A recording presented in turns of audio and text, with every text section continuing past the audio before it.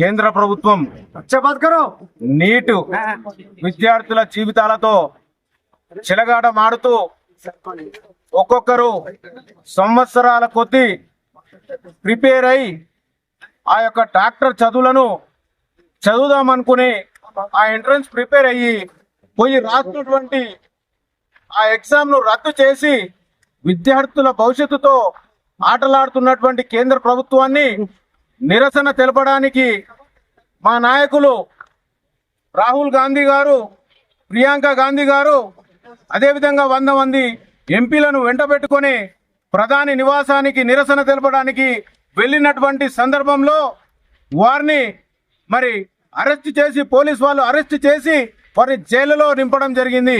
అదేవిధంగా విద్యార్థి శక్తి ముందు ఏ శక్తి అయినా బలాదూర్ అనే విషయాన్ని మా విద్యార్థి లోకం ఈరోజు మరి ప్రదర్శించింది.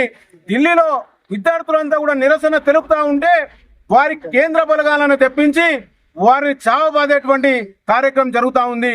ఈ రకంగా ఉంటే రాబోయే రోజులలో బీజేపీ ప్రభుత్వానికి బుద్ధి చెప్పేటువంటి రోజులు చాలా దగ్గరలో ఉన్నాయని చెప్పి మేము తెలియజేస్తా ఉన్నాం.